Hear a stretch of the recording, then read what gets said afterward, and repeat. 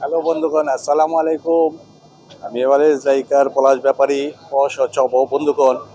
আমি অনেকদিন অসুস্থ থাকার পর আজকে বেরিয়েছি একটু নদী ভ্রমণ করব। তো নতুন কোনো ভিডিও দিতে পারিনি, তো আজকে বেরিয়েছি একটু নতুন কিছু জায়গা ঘুরবো, নদী ভ্রমণ করব। আসলে পরিবেশ পরিবর্তন না করিলে অনেক সময় অনেক ভালো লাগে না, মন মানসিকতা ফ্রেশ হয় না।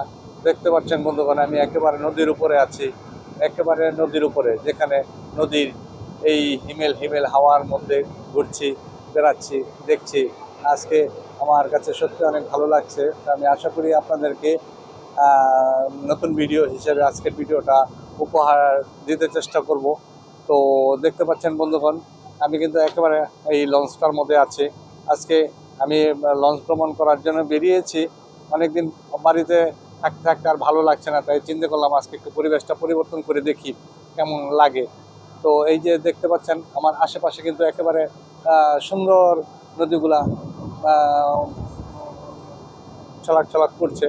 তো অ্যাকচুয়ালি মাঝে মধ্যে পরিবেশ পরিবর্তন না করিলে মন মানসিকতা মানুষের ফ্রেশ হয় না। দেখতে পাচ্ছেন আমি একেবারে লঞ্চ ভ্রমণে আজকে বেরিয়েছি।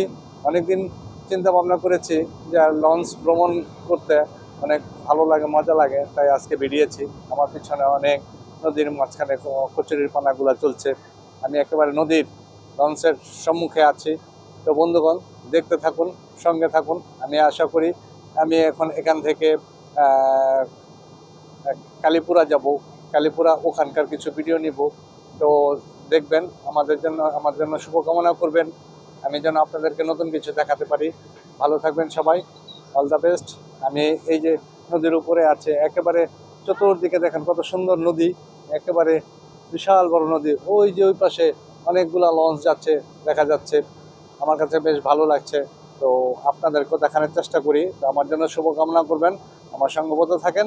আমি আপনাদেরকে আবার একটু পরে নতুন ভিডিও দিব। ওকে বন্ধুগণ, ভালো থাকবেন, অল দ্য বেস্ট।